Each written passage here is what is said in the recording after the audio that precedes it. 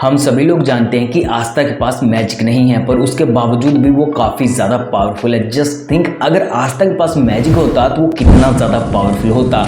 क्या वो anti magic use कर पाता? वो यूनो से भी ज्यादा पावरफुल होता। और मैजिक होने के बाद भी क्या आस्था विजार्ड किंग बनना चाहता? और सबसे बड़ा क्वेश्चन, अगर आस्था के पास मैजिक होता तो उसका मैजिक एट्रीब्यूट क्या होता? फायर, विंड, लाइटनिंग और ब्लैक क्लोवर जितना पॉपुलर आज है, क्या उससे ज्यादा पॉपुलर हो जाता? इन सभी सवालों के जवाब तुम लोग को इस वीडियो में देखने के लिए मिलेंगे। वीडियो काफी ज्यादा इंटरेस्टिंग होने वाली है, so let's start the video. देखो, आस्था के पास अगर मैजिक होता तो सबसे बड़ा क्वेश्चन यही आता है कि किस तरह का मैजिक होता। अगर हम लोग आस्था की पर्सनैलिटी देखें तो वो बार बार चिल्लाता रहता है, वो फिजिकली स्ट्रॉन्ग भी है, और ये सारी क्वालिटीज हम लोग को क्रिम्सन लॉयन की फॉर्मर कैप्टन मेरेलियोना में देखने के लिए मिलती है। वो फिजिकली भी स्ट्रॉन्ग है, वो आस्था की तरह चिल्लाती भी रहती है, और वो 24 घंटे जोश से भरी रहती है, और उसके पास है फायर मैजिक। तो उस हिसाब से आस्था के पास भी फायर मैजिक होना चाहिए। पर मुझे नहीं लगता कि आस्था के पास अगर मैजिक होता तो वो फायर मैजिक होता, क्योंकि हम लोगों ने देखा कि क्रिएटर ने आस्था को सबसे यूनिक मैजिक दिया है, लाइक एंटी मैजिक, जो कि सारे अदर मैजिक को डिस्ट्रॉय कर सकता है। और हम लोग ये भी जानते हैं कि आस्था का राइवल यूनो है, जिसके पास 4 लीफ ग्रिमोर है, विंड मैजिक है, और बाद में उसे सेकंड ग्रिमोर भी मिलती है जिसमें कि स्टार मैजिक है। तो अगर आस्था का राइवल इतना ज्यादा पावरफुल है तो आस्था के पास भी कोई यूनिक और पावरफुल मैजिक होना चाहिए, तो वो फायर मैजिक तो नहीं होगा। तो अभी भी वही सवाल है कि अगर आस्था के पास मैजिक होता तो वो किस तरह का मैजिक होता। देखो, आस्था के पास एक ऐसा मैजिक होना चाहिए जो उसे सबसे पावरफुल, यूनिक और सबसे अलग बना सके। आई मीन, जो आस्था के पास मैजिक होगा वो पूरे ब्लैक क्लोवर यूनिवर्स में बहुत ही कम लोगों के पास या फिर किसी के पास होगा नहीं,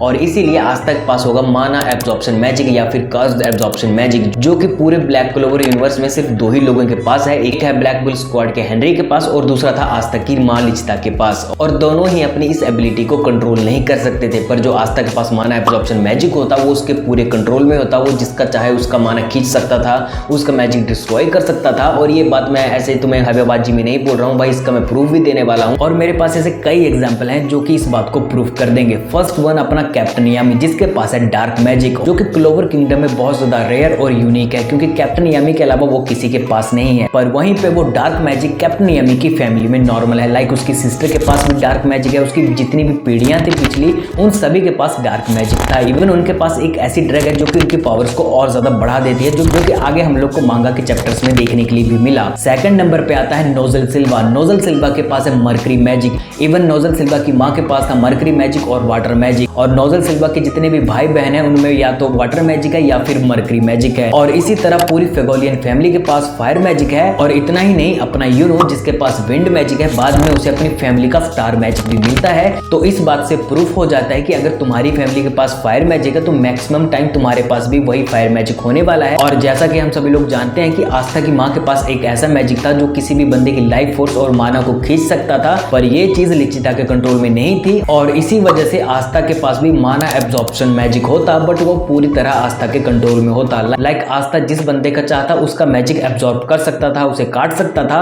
जो कि उसे काफी ज्यादा पावरफुल बना देता। अब अगला क्वेश्चन ये है कि आस्था के पास तो मैजिक है ही, तो क्या वो फिर भी विजार्ड किंग बनना चाहता? तो इसका सीधा सा आंसर है हाँ, वो विजार्ड किंग ही बनना चाहता। लाइक हम लोग को पता है कि आस्था बचपन से विजार्ड किंग बनना चाहता था, क्योंकि उसे लोगों की मदद करनी थी, और आस्था को पता था कि उसके पास बिल्कुल भी मैजिक नहीं है। अगर उसे विजार्ड किंग बनना है तो उसे अपनी फिजिकल स्ट्रेंथ को बढ़ाना होगा, जो कि उसने किया भी। और अगर आस्था के पास पहले से ही मैजिक होता तो उसका विजार्ड किंग बनने का सफर और ज्यादा आसान हो जाता। तो अगला क्वेश्चन ये आता है कि आस्था के पास मैजिक है ही, तो क्या उसे फिर भी एंटी मैजिक मिलता, वो उसका यूज कर पाता? तो जैसा कि मैंने बताया कि सारी की सारी ब्लैक क्लोवर की स्टोरी वही है, बट इस स्टोरी में सिर्फ इतना सा चेंज है कि आस्था के पास मैजिक है। तो इसीलिए स्टोरी में लिबावे है, डेवल्स है, एंटी मैजिक है। अब बात करते हैं कि आस्था को एंटी मैजिक किस तरह से मिलता और वो एंटी मैजिक का कैसे यूज करता। जैसा कि हम लोग को पता है कि एल्फ आर्क में आस्था के सामने बहुत बड़े बड़े विलेन आए थे, तो उस टाइम पे आस्था एक विलेन से बहुत बुरी तरह पिटता। जैसा कि मैंने बताया कि अगर आस्था के पास मैजिक होता तो आस्था अपनी फिजिकल बॉडी के ऊपर काम नहीं करता, क्योंकि पूरे ब्लैक क्लोवर के यूनिवर्स में जिसके पास भी मैजिक होता है वो अपनी फिजिकल बॉडी के ऊपर काम नहीं करता है। तो सेम आस्था के साथ भी यही चीज होती, इसीलिए आस्था के पास इतना पावरफुल माना एब्जॉर्प्शन मैजिक होने के बाद भी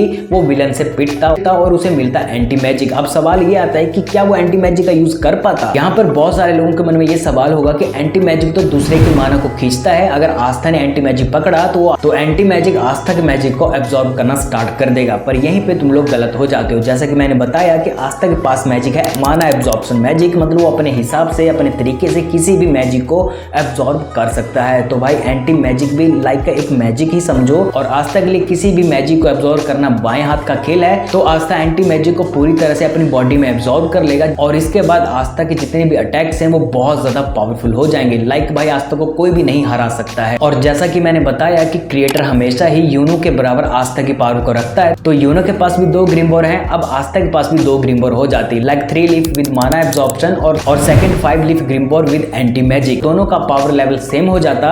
अब यहाँ पे यही क्वेश्चन आता है कि भाई दोनों में से पावरफुल कौन होता फिर? तो इसका सीधा सा आंसर है यूनो, क्योंकि क्रिएटर ने हमेशा से ही यूनो को थोड़ा सा आस्था से पावरफुल दिखाया है। अब मे भी हो सकता है कि एंडिंग में भाई आस्था को बहुत तगड़ी वाली पावर मिल जाए जिसके बाद आस्था सबसे पावरफुल बन जाए, बट अभी तक यानी कि फाइनल आर्क में भी यूनो आस्था से पावरफुल है, आस्था का जेटर सीखने के बाद भी। अब क्वेश्चन आता है कि अगर आस्था के पास मैजिक होता तो ब्लैक क्लोवर जितना आज पॉपुलर है क्या उससे ज्यादा हो जाता? तो इसका सीधा सा आंसर है कि भाई अगर आस्था के पास मैजिक हो जाता ना तो ब्लैक क्लोवर की जितनी भी स्टोरी है वो पूरी तरह से चेंज हो जाती।